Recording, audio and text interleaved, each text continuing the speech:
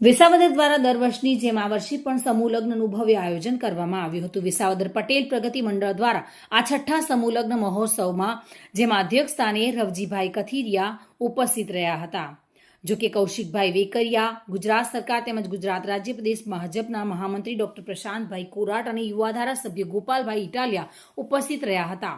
તેમજ સ્વામિનારાયણ ગુરુકુલ વિસાવદરના પૂજ્ય શાસ્ત્રી સ્વામી આનંદ સ્વરૂપ દાસજી અને સાધુ સંતો પણ નવ દંપતીઓને આશીર્વાદ આપવા માટે ઉપસ્થિત રહ્યા હતા।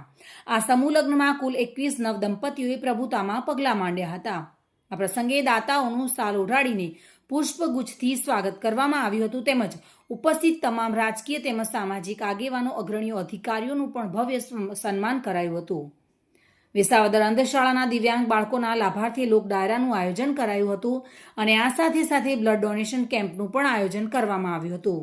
વિવિધ લોક કલ્યાણના કાર્યક્રમો સાથે આ છઠ્ઠા સમૂહ લગ્ન સંપન્ન થયા હતા। આજે વિસાવદર ખાતે શ્રી પટેલ પ્રગતિ મંડળ દ્વારા એક સમૂહ લગ્નનું આયોજન કરવામાં આવ્યું હતું।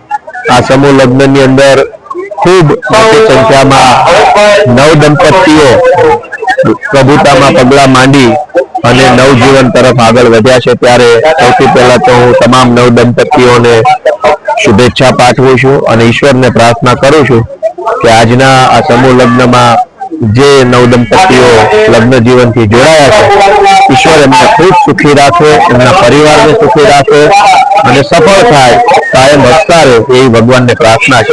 આ સાથે અમારા વિસાવદરને હંમેશા તમામ મુદ્દાઓમાં ઉપયોગી બનનાર, ચાહે શિક્ષણનો મુદ્દો હોય, ચાહે ખેતી હોય, ચાહે અન્ય કોઈ પણ સામાજિક બાબત હોય, શ્રી પટેલ પ્રગતિ મંડળ અને શ્રી કર્મવીર સમિતિ આ બંને હંમેશા વિસાવદરને ઉપયોગી બને છે। ત્યારે બંનેના સંગઠનના જે કંઈ સાથીઓ છે એ બધાને હું ખૂબ ખૂબ શુભેચ્છાઓ પાઠવું છું।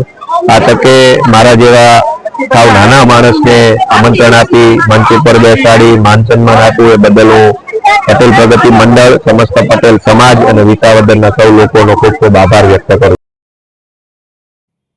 શ્યામ ચાવડા સાથે bureau report, today Gujarati news.